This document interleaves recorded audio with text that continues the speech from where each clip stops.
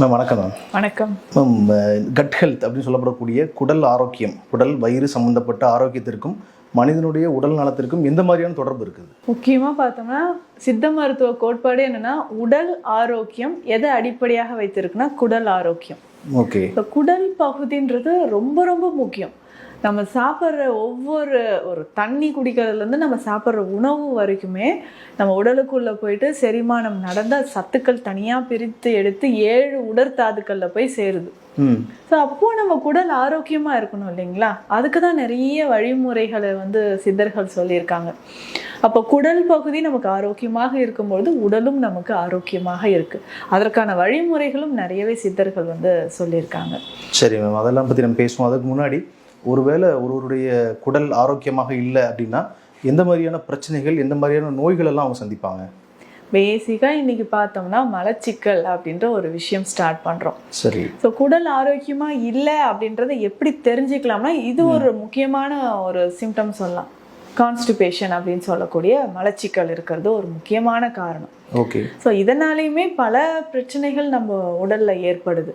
அதற்கு அடுத்தது பார்த்தோம்னா வாய்ப்பகுதியிலேருந்து இப்போ நம்ம ஸ்டார்ட் பண்ணோம்னா, பேசும்போது ஒரு சிலருக்கு பேட் ஓடர் வருதுன்னு சொல்லுவாங்க. இல்லைங்க, பேசும்போதே எனக்கு வாய்ப்பகுதியில் ஒரு மாதிரி பேட் ஸ்மெல் வருது, பேச முடியல, ரொம்ப நாளாக இந்த பிரச்சனை இருக்குது அப்படின்னு சொல்லுவாங்க. அப்படி இருந்ததுன்னா ஹலிடோசிஸ் அப்படின்ற ஒரு கண்டிஷன் இது. இந்த கண்டிஷன் இருக்கிறவங்களுக்கு குடல் பகுதியில் நிச்சயமாக பிரச்சனை இருந்தால் வரக்கூடியது. ஒன்று நம்மளுடைய ஃபுட் பைப் ஈசோஃபேகஸ் அப்படின்னு சொல்லக்கூடிய இடங்கள்ல இன்ஃப்ளமேஷனோ ஏதாவது அல்சரோ இருக்கலாம். ஸ்டொமக்ல வயிற்று பகுதியில் அல்சர் இருக்கலாம். இல்லை குடல் பகுதியில் அங்கங்கே நிறைய பேருக்கு ஒரு இன்ஃப்ளமேஷன் இருக்கும்.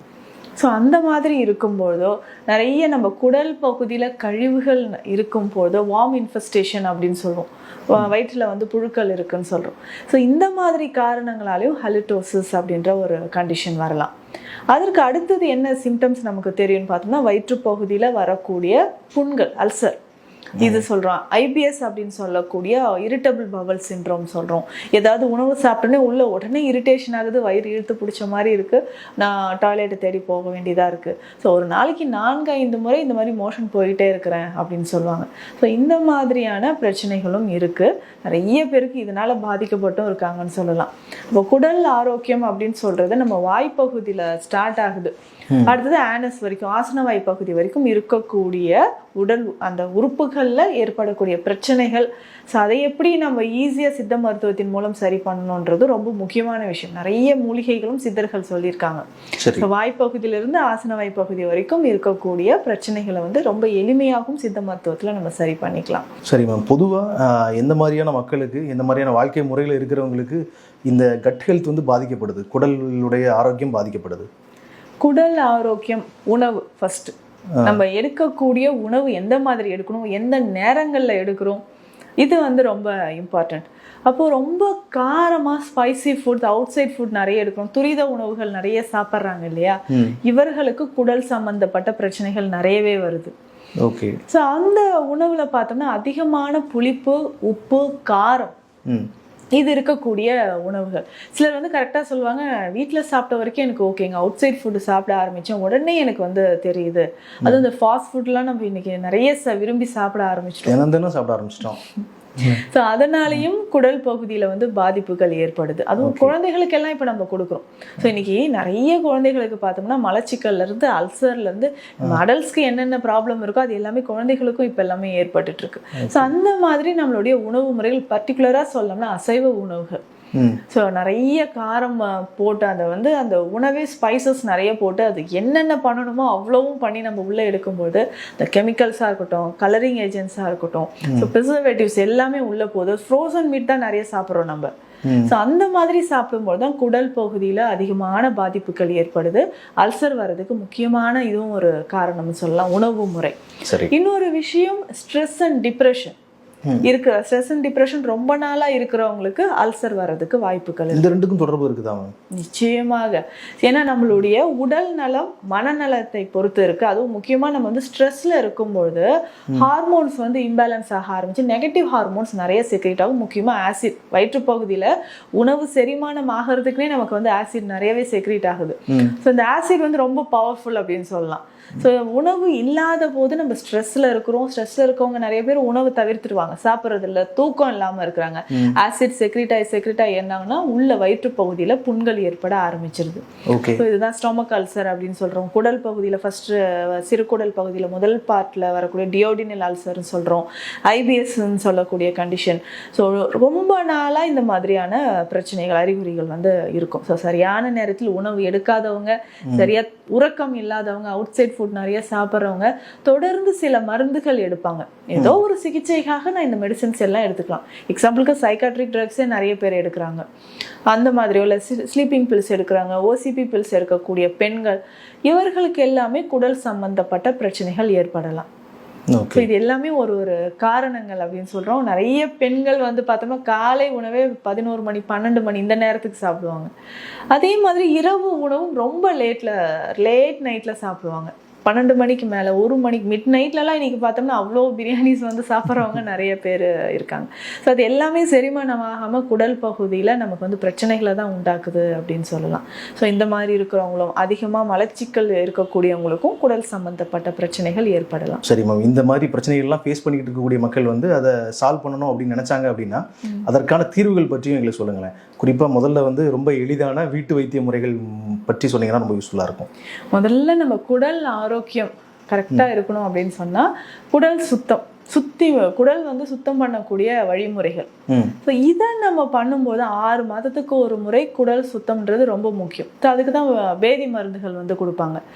ஸோ வாதம் அதிகமாகும்பொழுது நமக்கு என்ன ஆகும்னா உடல்ல நிறைய பிரச்சனைகள் வருது. அந்த வாதத்தை குறைப்பதற்கு வேதி மருந்துகள் எடுக்கணும்.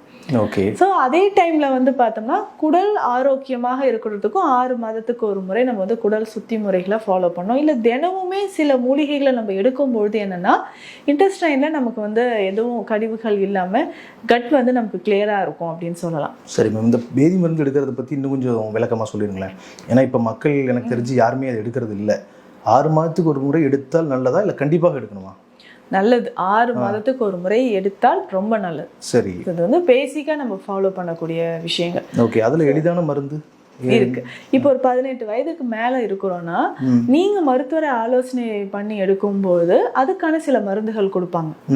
ஸோ அது வந்து கண்டிப்பாக மருத்துவர் ஆலோசனைப்படி தான் இருக்கணும். ஒவ்வொருத்தரும் என்ன ஹைட் இருக்காங்க, வெயிட் இருக்காங்க, ஆல்ரெடி என்ன உடல்நல பிரச்சனைகள் இருக்கோ அதற்கு ஏற்ற மாதிரி அந்த மெடிசன் அதோட டோசேஜ் இருக்கும். ஸோ ஏதோ ஒரு மருந்து கூகுளில் படித்து வாங்கி சாப்பிடக்கூடாது. கண்டிப்பாக இல்லை. எனக்கு வந்து மைல்டாக வந்து கட் வந்து நான் கிளியர் பண்ணணும், அப்போ ஹோம் ரெமெடிஸ் என்ன இருக்கு? ஸோ அப்படி பார்க்கும்போது ஈஸியாக சில வழிமுறைகள் இருக்கு.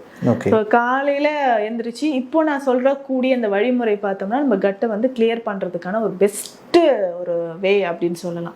என்னன்னு பார்த்தோம்னா விளக்கெண்ணெய் ஒரு 20-25 ml எடுத்துக்கணும். இது வந்து 20 வயதிற்கு மேற்பட்டவர்கள் மட்டும்தான் செய்யணும்.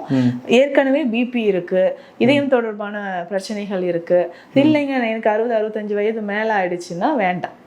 ஸோ அவர்கள் வந்து நிச்சயமாக மருத்துவரை ஆலோசனை பண்ணிட்டு எந்த மாதிரி எடுக்கணுமோ எடுத்துக்கலாம். பட் இப்போ நம்ம சொல்லக்கூடியது நான் ஹெல்த்தியா இருக்கேங்க, பட் நான் கட்டை வந்து கிளியர் பண்ணும். இந்த முறை வந்து பார்த்தோம்னா ஒரு 20 வயதுக்கு மேற்பட்டவர்கள் எடுக்கலாம். ஸோ அப்போ நம்ம எடுக்கும்போது பார்த்தோம்னா ஸோ எந்த மாதிரியான வழிமுறைகளை நம்ம ஃபாலோ பண்ணணுன்றது இருக்குது. ஸோ ஒரு 20-25 ml விளக்கெண்ணெய் எடுத்துக்கணும். இது வந்து வெதுவெதுப்பான தண்ணீரில் கலந்துடணும். இதில் வந்து பார்த்தோம்னா கடுக்காய் பொடியும் நிலாவரை பொடியும் ஒரு 1/2 ஸ்பூன் இந்த வெந்நீர்லயே கலந்து குடிச்சிடணும். காலையில எந்திரிச்சோடனே குடிக்கணும். வெறும் வயிற்றுல குடிக்கணும். ஸோ அப்படி குடிக்கும்போது ஒரு 2 hours நமக்கு என்ன ஆகும்னா லூஸ் மோஷன் போகும். இது வந்து சுகபேதி அப்படின்ற ஒரு முறை தான். 2 அல்லது 3 முறை நமக்கு லூஸ் மோஷன் போகும். இதுவே போதுமானது. இதுவே வந்து நம்ம ஒரு 6 மாதத்துக்கு ஒரு முறை இந்த மாதிரி ஃபாலோ பண்ணிக்கலாம். ஸோ அன்றைக்கு உணவு அப்படின்னு பார்க்கும்போது மோர் சாதமோ, தயிர் சாதமோ, பழைய சாதமோ அந்த மாதிரி தான் நம்ம வந்து சாப்பிட்டுக்கலாம். இல்லை ஜென்ரலாகவே வந்து பார்த்தோம்னா நிலாவரை பொடியும் விளக்கெண்ணெய் மட்டுமே கூட கலந்து நம்ம காலையில் குடிச்சிக்கலாம். இதில் ஒரு சிலர் என்னன்னா நிறைய பேர் பண்ணுற தவறு, நான் வந்து எனிமா எடுத்துக்கிறேன், ஸோ பேதி ஆகிறதுக்கு உப்பு கரைசலை குடிக்கிறேன் அப்படின்னு சொல்லுவாங்க. அதுவுமே மருத்துவர் ஆலோசனைப்படி இருக்கும். உப்பு கரைசல், எலுமிச்சை சாரெல்லாம் போட்டு குடிச்சிங்கன்னா ஏற்கனவே பிபி இருக்குது, ஹார்ட் ப்ராப்ளம் இருக்குன்னா அதிகமான உப்பு ஒரே டைமில் நம்ம குடிக்கும்போது கண்டிப்பாக பிளட் ப்ரெஷர் இன்க்ரீஸ் ஆகிடும். நம்ம உடலில் இருக்கக்கூடிய பிரச்சனைகளும் குடல் சார்ந்த பிரச்சனை, அல்சர் இருக்கிறவங்க அதிகமாக உப்பு சேர்த்தும் எடுக்கக்கூடாது.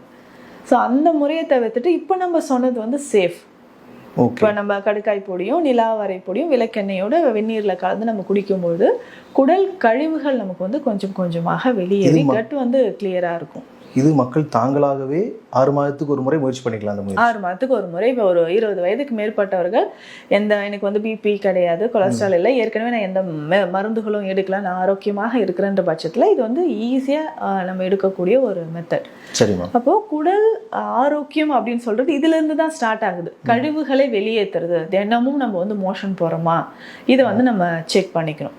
இதற்கு அடுத்தது நமக்கு அல்சர் பிரச்சனை இருக்குன்னா உணவு முறையில் நம்ம செய்யக்கூடிய மாற்றங்கள் அப்படின்றது ரொம்ப அவசியம். அப்போ உணவு முறை அப்படின்னு சொல்லும்போது கீரை வகைகள் ஒரு பெரும் பங்கு வகிக்குதுன்னு சொல்லலாம். குடல் ஆரோக்கியத்துக்கு கீரை வகைகள் ரொம்ப முக்கியம். இதில் வந்து ப்ரோபயோட்டிக்ஸ் நிறைய இருக்கிறதுனால அந்த உணவுகளை வந்து நம்ம செலக்ட் பண்ணி சாப்பிட்றது தான் பெஸ்ட்டு. சரி மேம். இப்போ வந்து அந்த கீரை வகைகள் சொல்லும்போது ஏற்கனவே நமக்கு வந்து குடல் பகுதியில் ஏதாவது புண்கள் இருக்குன்னா நம்ம மணத்தக்காளி கீரை சாப்பிடுவோம். வெந்தயக்கீரை ரொம்ப ரொம்ப முக்கியமானது. ஸோ வெந்தயக்கீரை, மணத்தக்காளி கீரை, சிறுகீரை, இந்த மாதிரி கீரை வகைகள் சாப்பிடும்போது முக்கியமாக அகத்திக்கீரை. ஸோ அகத்திக்கீரை எடுக்கும்போது குடல் பகுதி நமக்கு நல்லாவே சுத்தமாகும்.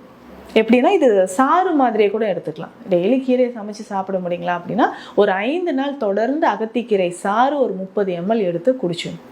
30லேருந்து 40 ml போதும். காலையில் எம்டி ஸ்டொமக்கில் இதை நம்ம குடிச்சிட்டு ஒரு 5 நாள் குடிக்கிறோம். 3 மாதங்கள் கழித்து திரும்ப ஒரு 5 நாள் அகத்திக்கீரை சாறு. இது வயிற்றுப்போக்கு மாதிரி எதுவும் உருவாக்குமா, இல்லை அதே மாதிரிலாம் பிரச்சனைகள் வராது? இது வயிற்றுப்போக்கு வராது. வயிற்றில் இருக்கக்கூடிய அந்த டாக்ஸின்ஸ் வந்து வெளியில ஏறும், கழிவுகள் வெளியேறும். வயிற்றில் வந்து வார்ம்ஸ் இருந்தால் அது வெளியேற்றக்கூடியது. ஸோ இந்த மாதிரி நம்ம உடலுக்கு பிளட் ப்ரெஷரை குறைக்கிறதுக்குமே அகத்திக்கீரை ரொம்ப சிறந்தது. அப்போ உடல் உஷ்ணத்தை தணிக்கவும் அகத்தி பேர்லேயே இருக்கு பாருங்க, உடல்ல இருக்கக்கூடிய தீயை வந்து அகத்தில் இருக்கக்கூடிய தீயை குறைக்கக்கூடிய முக்கியமான ஒரு மூலிகை. வயிற்று புண்களை ஆற்றுவதற்கும் சரி, பிபி குறைக்கிறதுக்கும், உடல் உஷ்ணம் அதிகமாக இருக்கு சரி, எல்லாமே கரெக்ட் பண்றதுக்கு நமக்கு அகத்திக்கீரை மிக சிறந்த ஒரு மூலிகை அப்படின்னு சொல்லலாம். இதையுமே நம்ம வந்து காலையில ஒரு 30 ml அளவுக்கு குடிச்சிக்கலாம். கீரைகள் ரொம்ப முக்கியம். அடுத்தது வயிற்று புண் இருக்கா, நம்ம பேசிக்கா பாலில் ஏலக்காய் போட்டு சாப்பிட்டுக்கலாம். தேங்காய் பால் ஒரு முக்கியமான அருமருந்துன்னு சொல்லலாம். ஸோ தேங்காய் பால் எடுத்து அதில் ஏலக்காய் பொடி சேர்த்து, இதில் சித்த மருத்துவத்தில் ஏலாதி சூரணம் அப்படின்ற ஒரு மருந்தும் இருக்குது. இது ஒரு 1/4 டீஸ்பூன் அளவுக்கு எடுத்து இந்த தேங்காய் பாலில் கலந்தும் டெய்லி காலையில் உணவு எடுக்கிறதுக்கு முன்னாடி நம்ம குடிச்சிட்டு வரலாம். எவ்வளோ காலம்? இது வந்து ஒரு 10லேருந்து 15 நாட்கள். சரி. தொடர்ந்து காலையில் ஏலாதி சூர்ணமோ இல்லை ஏலக்காய் பொடியோ தேங்காய் பாலில் சேர்த்து நம்ம குடிக்கணும். அதே மாதிரி நம்ம சமைக்கும் பொழுதும் தேங்காய் எண்ணெய் பயன்படுத்தினா சீக்கிரம் வயிற்று புண்கள் வந்து குணமாவதற்கு வாய்ப்புகள் இருக்கு. ஓகே. இந்த மாதிரி ஃபாலோ பண்ணிக்கலாம். அதிகமான காரம், புளிப்பு, உப்பு இந்த மாதிரி இருக்கக்கூடிய உணவுகளை நம்ம தவிர்க்கிறது நல்லது. சிலர் சொல்லுவாங்க லைட்டாக நாக்கில் வச்சோன்னே வயிறு எரியுது, அந்த அளவுக்கு உள்ள வந்து நிறைய பேருக்கு உள்ள அல்சர் ஃபார்மேஷன் இருக்கும். இதுலேயே பார்த்தோம்னா இரிட்டபிள் பவுல் சிண்ட்ரோம் சொல்கிறது குடல் முழுவதுமே நமக்கு வந்து இன்ஃப்ளமேஷன் இருக்கிற மாதிரி இருக்கும். சாப்பிட்றாங்க சரியாக டைஜஷன் ஆகாமல் என்ன ஆகுனா குடல் வந்து என்னால் இதை டைஜஷன் பண்ண முடியலன்ட்டு உடனே வந்து வெளியில் தள்ளி விட்டுரும். ஸோ அந்த பெரிஸ்டாலிக் மூவ்மெண்ட் வந்து ரொம்ப ஃபாஸ்ட்டாக இருக்கும். ஸோ அந்த மோஷன் பார்த்தோம்னா சரியாக செரிக்காமல் சாப்பிட்டது அப்படியே வர மாதிரி இருக்கே, அப்போ வெயிட் லாஸ் ஆகிட்டே போகும். அதில் இருக்கக்கூடிய சத்துலாம் உடம்பு கிடைக்காம வெயிட் லாஸ் ஆகிட்டே போகிறதுக்கு இதுவும் ஒரு காரணம். சரி. ஸோ இதுவுமே அல்சர் இருக்கிறவங்களுக்கு நிறைய பேருக்கு என்ன ஆகுனா உள்ள ப்ளீடிங் இருக்கும், உள்ள ரத்த கசிவு இருக்குது.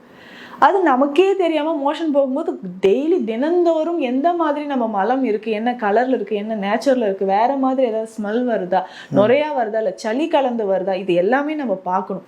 ஸோ அந்த மலத்தில் வந்து பார்த்தோம்னா கருமை நிறத்தில் வருதுன்னா கண்டிப்பாக ரத்த கசிவு வயிற்று குடல் பகுதியில் இருக்குன்னு நம்ம தெரிஞ்சுக்கணும்.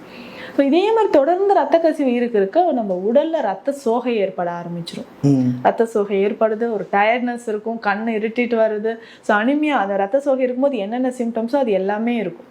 ஸோ நேரம் நிமிர்ந்து கூட என்னால் உட்கார முடியல, இரவு நேரத்தில் படுத்து கூட உறங்க முடியல, அந்த அளவுக்கு சிவியராக இருக்கிறவங்களும் வயிற்றுப்புண் இருக்கிறவங்க இருக்காங்க. ஸோ வயிற்றுப்புண்ணால் இந்த பிரச்சனை இருக்குது, வலி இருக்குது அப்படின்னு மட்டும்தான் அவங்களுக்கு தெரியும். ஆனால் அதனால ரத்தப்போக்கு இருக்குது, அனிமியா இருக்கு அப்படிங்கிறதுலாம் அவங்க புரிஞ்சிருக்க வாய்ப்பு இல்லை. ஸோ அதனால தான் நம்ம உடல் இழைச்சிக்கிட்டே போதும். இதுவும் ஒரு ரீசன். ஒருவேளை அல்சரா இருக்கலாம், நம்ம வந்து ரொம்ப கவனமாக தெரிஞ்சுக்கணும். சிலருக்கு வாயில திரும்ப திரும்ப புண்ணு வந்துகிட்டே இருக்கும், மவுத் அல்சர்னு சொல்லுவோம். நாக்கு ஓரங்கள்ல புண்ணு வருது, கண்ண பகுதியில் உள்ள வந்து பக்கல் கேவிட்டிஸ்ல புண்ணு வருது, பற்கள் வந்து பார்த்தோம்னா அந்த எனாமல் தேர மாதிரியே இருக்கே, ஒரு மாதிரி கோரப்பல் மாதிரி ஆகுதுங்க, கேவிட்டிஸ் அதிகமா வருதுன்னு சொல்லுவாங்க. ரீசன் பார்த்தோம்னா அசிடிட்டி. அசிடிட்டிக்கும் இதுக்கு தொடர்பு இருக்கு. ஸோ ஆசிட் அதிகமாக செக்ரீட் ஆகும்போது இது எல்லாமே ஒரு சிம்டம்ஸ் தான். நம்ம என்ன பண்ணுவோம், ஏதோ டூத் பேஸ்ட்டை மாற்றுவோம், டூத் ப்ரஷ்ஷை மாற்றுவோம். ஸோ அதுக்கான சிகிச்சைகள் எடுக்கிறோமே தவிர வயிற்று பகுதியில் நமக்கு வந்து புண்ணு இருக்கு, அசிடிட்டி அதிகமாக இருக்குன்ற ஒரு சென்ஸ் நமக்கு தெரியாது, நாலேஜ் தெரியாமல் இது மாதிரி ட்ரீட்மெண்ட் நம்ம வந்து எடுத்துட்டு இருப்போம். இப்போ வயிற்று பகுதியில் புண்ணு இருக்குன்னா இது எல்லாமே நம்ம கவனிக்கணும். இது நிறைய பேர் இரவு நேரத்தில் கூட சரியாது உறக்கம் இல்லாமல் வயிற்று புண்ணால் பார்த்தீங்கன்னா உட்காந்துட்டே தூங்குறவங்களும் நிறைய பேர் இருக்காங்க. இது சித்த மருத்துவத்தில் குன்மம் அப்படின்னு சொல்லுவாங்க. குன்மம்னா அல்சர். 8 வகையா இது வந்து சொல்லியிருக்காங்க. எண் வகை குன்மம் அப்படின்னு சொல்லிட்டு இதுக்கு பொதுவான மருந்துகளும் நிறைய சித்தர்கள் சொல்லியிருக்காங்க. அதாவது இந்த நோயாளியோட ஸ்பெஷலா ஒரு சிம்டம் என்னன்னா வயிறை இறுக்கி பிடிச்சிட்டு முன்னோக்கி குனிஞ்சிருவாங்க. குனிஞ்சு உட்கார கூட முடியல, தீவிரமான நிலையில முன்னோக்கி அதிகமா ரத்தப்போக்கு இருக்குன்னா முன்னோக்கி குனிஞ்சி தான் உட்காருவாங்க. அதாவது குன்மம் அப்படின்ற நோய்க்கு ஒரு ஸ்பெஷலா ஒரு சிம்டம் சொன்னா இப்படிதான். ஸோ அவங்க வந்து வயிறு நல்லா இறுக்கி பிடிச்சிட்டு முன்னோக்கி குனிஞ்சு உட்கார்ற மாதிரி ஒரு சிம்டம் இருக்கும். அப்போ இது எல்லாமே நாளடைவில் என்ன ஆகும்னா இது கேன்சராக மாறுவதற்கும் வாய்ப்புகள் இருக்குது. ரொம்ப நாளாக எனக்கு வந்து அல்சர் இருக்குது, உள்ள வந்து ப்ளீடிங் இருக்குது, ஸோ அதை நான் கவனிக்காமல் விட்டுட்டேன்னா தான் என்ன ஆகுனா குடல் பகுதியில் வரக்கூடிய கேன்சர் அப்படின்றது அடுத்தது நமக்கு வர ஆரம்பிக்கும். ஸோ இதுவுமே ஆரம்பத்திலே நம்ம வந்து ரொம்ப எளிமையாக உணவே மருந்துன்றது இந்த அல்சருக்கு நல்லாவே பொருந்தும். ஏன்னா நம்ம சாப்பிடக்கூடிய உணவு மருந்தாக இருக்கும் பட்சத்தில் ரொம்ப ஈஸியாக நமக்கு கிளியர் ஆகிடும்னு சொல்லிடலாம். ஏன்னா குடல் பகுதியில் ஏற்கனவே புண்கள் இருக்குது. புண்கள் இருக்கும்போது எடுக்கக்கூடிய உணவானது அந்த புண்களை ஆற்றக்கூடிய மாதிரி இருக்கணும். இப்போ இதில் போய் நம்ம இன்னும் காரமாக ஸ்பைசி ஃபுட்டை நான்வெஜ்லாம் சாப்பிட்டோம்னா கண்டிப்பாக என்னென்னா இன்னும் கொஞ்சம் அல்சர் அதிகமாக ஆரம்பிச்சிடும். சரி மேம், குடல் பகுதியை ஆரோக்கியமாக வைக்கிறதுக்கு வேறு ஏதாவது டிப்ஸ் இருக்கா? இதுக்கு முக்கியமாக பார்த்தோம்னா ப்ரோபயோட்டிக்ஸ். ப்ரோபயோட்டிக்ஸ்னா என்ன? ப்ரோபயோட்டிக்ஸ் நிறைஞ்சிருக்கக்கூடிய உணவுகளை நம்ம சாப்பிட்றது. இது வந்து குட் பாக்டீரியாஸ் அப்படின்னு நம்ம சொல்லுவோம். குடல் பகுதியில் இருக்கக்கூடிய பாக்டீரியாஸ் என்ன பண்ணுன்னா குடலோட இயக்கத்தை வந்து நமக்கு அதிகரிக்குது. இப்போ இன்னைக்கு நிறைய பேருக்கு வந்து பார்த்தோன்னா மலச்சிக்கல் இருக்கிறதுக்கு காரணம் உள்ள ப்ரோபயோட்டிக்ஸ் இல்லாமல் இருக்கிறது. ஸோ இப்போ நம்ம ஒன்று சொன்னோம், பேதி மருந்து எடுக்கிற அன்னைக்கு மோர் சாதம் தயிர் சாதம் சாப்பிட்டுக்கோங்கன்ட்டு. ஸோ அதில் நிறைய ப்ரோபயோட்டிக்ஸ் இருக்குது. பழைய சாதத்துல நிறைய ப்ரோபயோட்டிக்ஸ் இருக்கு, காய்கறிகள்ல நிறைய ப்ரோபயோட்டிக்ஸ் இருக்கு. இது குடலுக்கு தேவையான நல்ல பாக்டீரியா, நல்ல குட் பாக்டீரியாஸ் நம்ம டைஜஷனுக்கு இம்யூனிட்டிக்கு ரொம்ப முக்கியம். சரி, இன்னைக்கு நிறைய பேருக்கு இந்த அப்பெண்டிசைட்டிஸ்ன்ற ஒரு பிரச்சனை இருக்கும், குடல் வால் அழற்சி அப்படின்னு சொல்லுவோம். இதுவுமே உடல்ல ப்ரோபயோட்டிக்ஸ் குறைவாக இருக்கக்கூடிய நபர்களுக்கு வரக்கூடியதுதான். ஸோ அப்பெண்டிசைட்டிஸ் இருக்குன்னா உடனே என்ன பண்ணுவோம்னா அதை சர்ஜரி பண்ணி ரிமூவ் பண்ணிடலாம், அது வேண்டான்னு சொல்லுவோம். இம்யூனிட்டியை வந்து தீர்மானிக்கிறதுக்கு ரொம்ப ரொம்ப முக்கியமானது அப்பெண்டிக்ஸ் தான். அப்பெண்டிசைட்டிஸ் இருக்கு, இன்ஃப்ளமேஷன் ஆயிடுச்சு, குடல் வால்ல வந்து ஒரு அலர்ச்சி இருக்கு, இன்ஃப்ளமேஷன் இருக்குன்னா உணவு முறையில் மருந்துகள் மூலமா அதை சரி பண்ணிக்கலாம். அப்போ ப்ரோபயோட்டிக்ஸ் நிறைந்த உணவுகள் எடுக்க எடுக்க நமக்கு இம்யூனிட்டி டெவலப் ஆகுது, கட் ஹெல்த் வந்து ரொம்பவே ஆரோக்கியமாக இருக்கும், குடல் வந்து ஆரோக்கியமாக இருக்கும் அப்படின்னு சொல்லலாம். சில பேர் வந்து இந்த ப்ரோபயோட்டிக் வந்து எக்ஸ்டர்னல் சப்ளிமெண்ட்ஸ், வெளியிருந்து சப்ளிமெண்ட்ஸ் கொடுக்கறதுலாம் பற்றி பேசியிருக்கிறாங்க. அதெல்லாம் நல்லதா? அதனால பயங்கள் இருக்குதா? அந்த மாதிரி எடுத்துக்கலாம். ஸோ அந்த மாதிரி எக்ஸ்டர்னலாக நம்ம எடுத்துக்கலாம். நேச்சுரலாக எடுக்கிற வழிமுறைகள் இதுதான். நம்மளுடைய தயிர் சாப்பிட்றோம், மோர் சாப்பிட்றோம், பழைய சாதம் சாப்பிட்றோம், காய்கறிகளை வந்து தண்ணீரில் கொஞ்சம் உப்பு போட்டு மூடி வச்சுட்டு ஒரு 2 நாள் கழிச்சு அந்த தண்ணீரை குடிக்கிறது, அந்த காய்கறியை சேர்த்து சாப்பிட்றது, கீரை வகைகள் உணவில் நிறைய எடுத்துக்கிறது, இது எல்லாமே நமக்கு ப்ரோபயோட்டிக்ஸ் இருக்கக்கூடிய உணவுகள் தான். ஸோ அந்த குழந்தை பருவத்திலேருந்தே அதை நம்ம ஃபாலோ பண்ணும்போது தான் அந்த மலச்சிக்கல் அப்படின்ற பிரச்சனையும் வராமல் இருக்கும். பெருங்குடலுக்கு இது ரொம்ப நல்லது, லார்ஜ் இன்டெஸ்டைனுக்கு இது ரொம்ப நல்லது. மேம், அடுத்ததாக மக்கள் வந்து தங்களுடைய வயிறு குடல் பகுதியை வந்து நல்ல ஆரோக்கியமாக வைத்து வேறு நோய் இல்லாமல் நிம்மதியாக வாழ்கிறதுக்காக சித்த மருத்துவத்தில் குறிப்பாக மூலிகைகள், சித்த மருந்துகள் பற்றி எங்களுக்கு சொல்ல முடியுமா? எந்த மாதிரியான மூலிகைகள் மருந்துகள் இருக்குது அப்படின்னு? குடல் பகுதியில் இருக்கக்கூடிய பிரச்சனைகளுக்கு அப்படின்னு பார்க்கும்போது பேசிக்காக நிறைய மூலிகைகள். ஏலக்காய் நம்ம எல்லாருக்குமே பரிச்சயமான ஒரு மூலிகைன்னு சொன்னால் ஏலக்காய். இதுலேயே வந்து பார்த்தோம்னா ஏலரிசி சூரணம் அப்படின்ற ஒரு மருந்து இருக்கு. சரி, இப்போ ஏலரிசினா ஏலக்காய்க்கு உள்ள இருக்கக்கூடிய விதைகள், அந்த விதைகளை பயன்படுத்தி நம்ம செய்யக்கூடிய மருந்துகள். இதை வந்து நம்ம பயன்படுத்தலாம். ஸோ பொதுவாக இந்த குடல் பகுதியில் இருக்கக்கூடிய புண்களை ஆற்றுவதற்கு இல்லை அல்சர் சம்மந்தப்பட்ட பிரச்சனைகள் இருக்குன்னா உணவு எடுக்கிறதுக்கு முன்னாடி ஒரு 1/2 மணி நேரம் முன்னாடி அதை சாப்பிடணும். நீங்கள் ஒரு மருந்து பற்றி சொல்கிறீங்களா, அதோடைய பெயர், அது எப்படி பயன்படுத்தணும் அப்படிங்கிறது சேர்த்து சொல்லியிருக்கலாம். ஒரு 1/2 மணி நேரம் உணவு எடுக்கிறதுக்கு ஒரு 1/2 மணி நேரம் முன்னாடி இந்த ஏலரிசி சூரணம் இதை வந்து நம்ம பயன்படுத்தணும். ஸோ அந்த ஏலக்காய்க்கு உள்ளே இருக்கக்கூடிய விதைகளை பயன்படுத்தி செய்யக்கூடிய ஒரு மருந்து பாலில் வந்து நம்ம சாப்பிட போகிறோம். ஸோ பெரும்பாலும் குடல் பகுதியில் இருக்கக்கூடிய பிரச்சனைகள் சரி செய்யக்கூடிய மருந்துகள் பாலில் சாப்பிட்டா ரொம்ப நல்லது. ஓகே. ஸோ அது ஏற்கனவே நம்ம சொன்ன மாதிரி காரமான உணவுகள் எடுக்கக்கூடாது. அதே மாதிரி மூலிகைகளும் வந்து பார்த்தோம்னா இந்த வெப்ப வீரியம் இருக்கக்கூடிய மூலிகைகள், காரமான மூலிகைகளை நம்ம தவிர்க்கலாம். அப்போ இந்த ஏலக்காய் எப்படின்னா, ஏலரிசி சூரணம் பால்ல கலந்து உணவுக்கு முன் நம்ம சாப்பிடணும். ஒரு 2 to 3 கிராம் அளவுக்கு சாப்பிடும்போது இது பாலோட கலந்து அந்த புண்கள் மேல ஒரு லேயர் மாதிரி படிய ஆரம்பிச்சிடும் வயிற்றுக்குள்ள. சரி. ஸோ அப்போ ஹீல் ஆகும். அதுக்கப்புறம் நம்ம உணவு எடுக்கும்போது நல்லாவே டைஜஷன் ஆக ஆரம்பிச்சிடும். ஓகே. இதற்காக தான் உணவுக்கு முன் இந்த மருந்தை பாலோட சேர்த்து சாப்பிடுங்க. ஒரு சிலர் சொல்லுவாங்க, இல்ல நான் பால்லாம் எனக்கு பிடிக்காதுங்க, பாலே நான் குடிக்கிறது இல்லைன்னு சொன்னீங்கன்னா தண்ணீர்ல கலந்து எடுத்துக்கலாம்.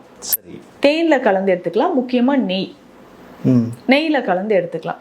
பொதுவாகவே அல்சர் பிரச்சனை இல்லை வயிறு சம்பந்தப்பட்ட பிரச்சனைகள் இருக்கிறவங்க தினமுமே நெய்யை உருக்கி ஒரு 10 to 15 ml காலையில குடிச்சிட்டு வரணும்.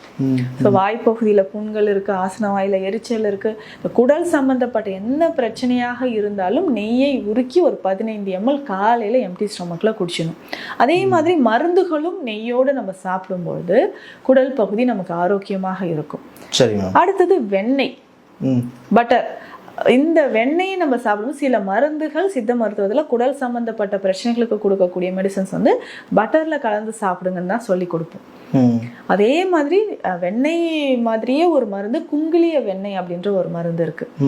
இதுவுமே எவ்வளவு நாள்பட்ட நமக்கு குடல் பகுதியில் இருக்கக்கூடிய புண்ணாக இருந்தாலும் அதை வந்து நம்ம சாப்பிட்டுக்கலாம். இந்த குங்கிலிய வெண்ணெயில நான் சொன்ன மாதிரி ஏலக்காய் பொடி கொஞ்சமாக ஒரு 1/4 டீஸ்பூன் அளவுக்கு சேர்த்து நல்லா குழைச்சி ஒரு 1/2 ஸ்பூன் நம்ம சாப்பிடணும் உணவுக்கு முன். தினமும் ஒரு வேளை சாப்பிட்டா கூட எவ்வளவு நாள்பட்ட அல்சராக இருந்தாலும் இது நமக்கு சரியாக ஆரம்பிச்சிடும். உடல் உஷ்ணம் நமக்கு குறையும். ஸோ அவ்வளோ ஒரு முக்கியமான ஒரு மெடிசன் தான் இந்த குங்கிலிய வெண்ணெய் அப்படின்னு சொல்ற ஒரு மருந்து. குங்கிலிய வெண்ணெய்ங்கிறது ஒரு மருந்து. வெளியே கிடைக்குமா? வெளியில கிடைக்கும். சரி. குங்கிலிய வெண்ணெய்ன்னு கேட்டாவே உங்களுக்கு கிடைக்கும்.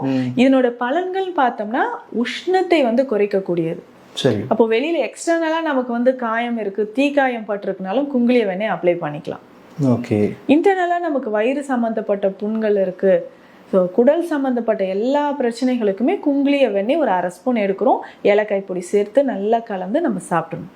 ஓகே. சாதாரண வெண்ணெய் பயன்படுத்துறது ஏதாவது பயன் இருக்கா? ஒரு மருத்துவர் வந்து அது சம்மந்தமாக பேசியிருக்கும் பொழுது வெண்ணெய் வந்து காலையில் சாப்பிடும் பொழுது அதனால உடல் சூடு குறையிறதுக்கான வாய்ப்புகள் இருக்குது அப்படின்லாம் சொல்லியிருந்தாங்க.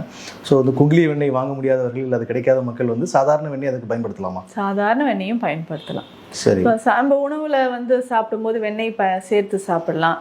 சாதாரண வெண்ணெயில ஏலக்காய் பொடி சேர்த்து நம்ம சொன்ன மாதிரி ஒரு 1/2 ஸ்பூன் அளவுக்கு சாப்பிட்டுட்டு வரலாம். சரி. ஸோ நெய் எப்படியோ அதே மாதிரி வெண்ணெய்க்குமே ஒரு தனி குணங்கள் இருக்கு. குடல் புண்களை ஆற்றுவதற்கும் மலக்குடல் பகுதியில நிறைய பேருக்கு இன்னைக்குமே எரிச்சல் இருக்கும். மோஷன் போகும்போதே ப்ளீடிங் வருது. ஸோ அதற்கு எல்லாமே நம்ம வெண்ணெய் பயன்படுத்தலாம்.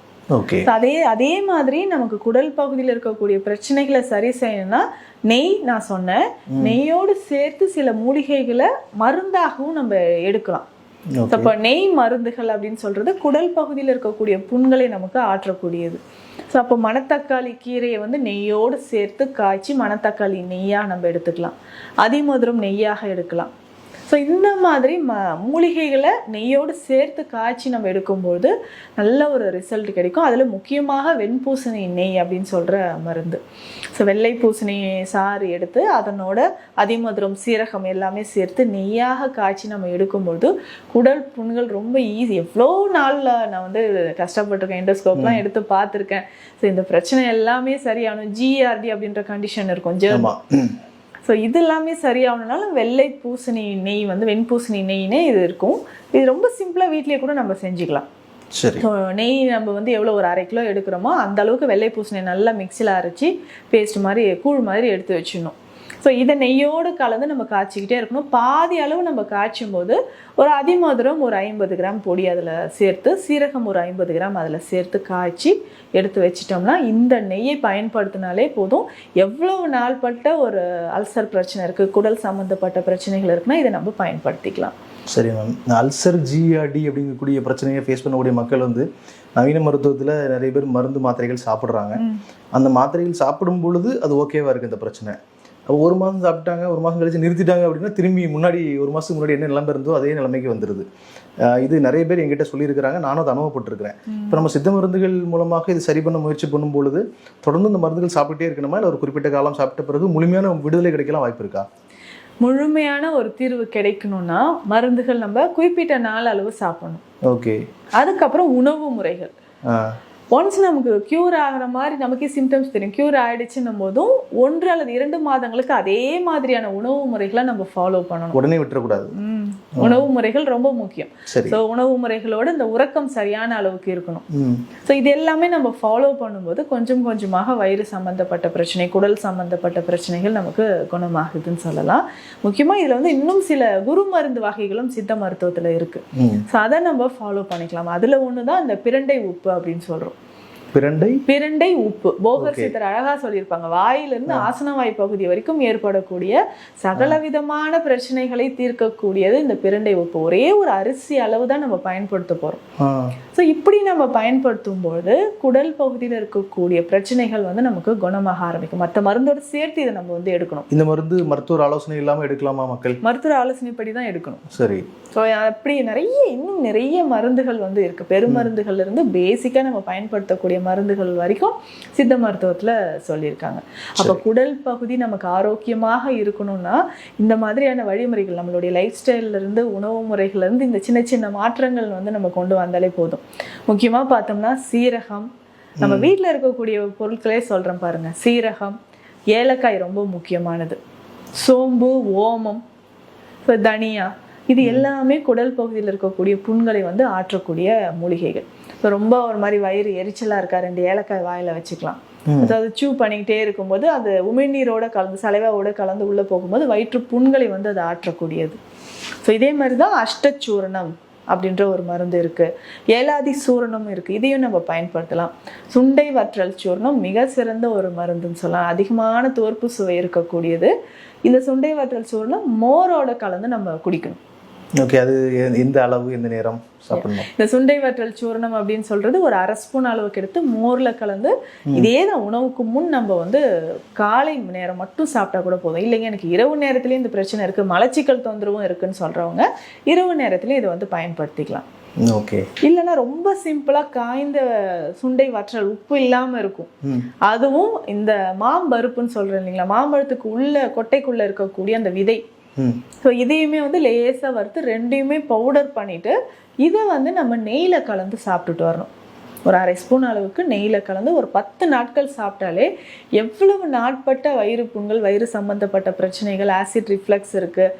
ஸோ இது கொஞ்சம் சாப்பிட்டல வயிறு உப்புசமாக இருக்குன்னுலாம் சொல்லுவாங்க. ஏப்பம் சவுண்டாக வந்துக்கிட்டே இருக்குங்க, சத்தமாக ஏப்பம் வர மாதிரி இருக்குது. ஸோ இந்த பிரச்சனைகளுக்கு எல்லாமே இந்த சுண்டை வற்றலும் மாம்பருப்பும் ரொம்ப சிறந்தது. நெய்யோடு சேர்த்து சாப்பிடும்போது நல்லாவே நமக்கு ரிசல்ட் கிடைக்கும். நம்ம அடுத்ததாக சில பேர் வந்து வயிறு செரிமான பிரச்சனைகளை சரி பண்ணுறதுக்கு, வயிறு நல்லா இருக்கிறதுக்கு ஒரு குறிப்பிட்ட கால இடைவெளியில் வந்து இஞ்சி சாறு குடிக்கிறத பழக்கமாக வச்சுருக்கிறாங்க. கிராமங்களில் அந்த பழக்கம் முன்னாடியிலேருந்தே பல வருடங்களாகவே இருந்துகிட்டு இருந்திருக்குது. இப்போ அதனால் நிஜமாகவே பலன்கள் கிடைக்குமா? வயிறு குடல் பிரச்சனையை சந்தித்து கொண்டிருக்கக்கூடிய மக்கள் வந்து இஞ்சி சாறு பயன்படுத்தலாமா? இப்போ இஞ்சி வந்து ஒரு அற்புதமான மூலிகை. இஞ்சியோ சுக்கோ நம்ம வயிறு சம்பந்தப்பட்ட பிரச்சனைக்கு தாராளமாக பயன்படுத்தலாம். இப்போ எனக்கு சரியாமை இருக்குங்க, உணவு சாப்பிட்ட உடனே மந்தமாக இருக்குது, செரிக்கவே இல்லை, காலைல சாப்பிட்ட உணவு ஈவினிங் வரைக்கும் எனக்கு மந்தமாக இருக்குது, புளிச்ச ஏப்பம் வருதுன்னா இஞ்சி சாரோ இல்லை நம்ம வந்து சுக்கு பொடியோ நம்ம வந்து பயன்படுத்தலாம்.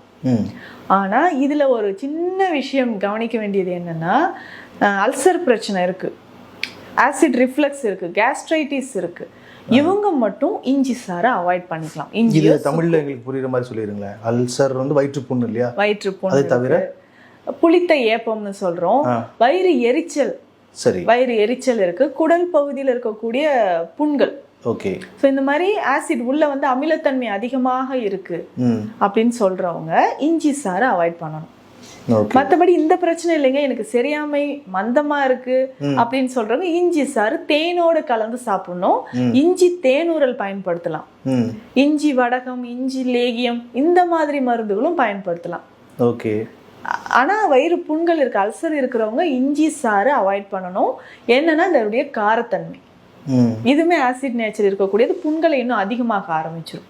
ஆனா இஞ்சி சாறு வந்து தேனோட கலந்து அல்சர் இருக்கவங்க சாப்பிடலாமா? அல்சர் இல்லாதவங்க சாப்பிடணும். அல்சர் இருக்கிறவங்க தேனோட கலந்து கூட எடுக்கவே கூடாது. தேனோட கலந்து கூட அல்சர் இருக்கவங்க எடுக்கக்கூடாது. சரி. பட் அல்சர் இல்லாதவங்க இஞ்சி சாறு கண்டிப்பா தேனோட கலந்து சாப்பிடலாம். நான் சொன்ன மாதிரி இஞ்சி வடகமோ, இஞ்சி லேகியமோ, இஞ்சி தேனூரல், இதை வந்து நம்ம டைஜஷனுக்காக ஃபாலோ பண்ணிக்கலாம். இஞ்சி இன்னொரு விஷயம், அல்சர் இருக்கிறவங்க இஞ்சி மட்டும் கிடையாது, காரத்தன்மை இருக்கக்கூடிய மற்ற மூலிகையும் நம்ம அவாய்ட் பண்ணிக்கணும். எடுத்துக்காட்டாக ஏதாவது இருக்குதா? மிளகு நம்ம சொல்றோம் இல்லைங்களா, காரமா இருக்கக்கூடிய மிளகு சாப்பிட்றேன், இல்லை நம்ம வந்து இன்னும் காரமா இருக்கக்கூடிய கிராம்பு, ஸோ லவங்கப்பட்டை, இந்த மாதிரி மசாலா பொருட்களில் சேர்க்க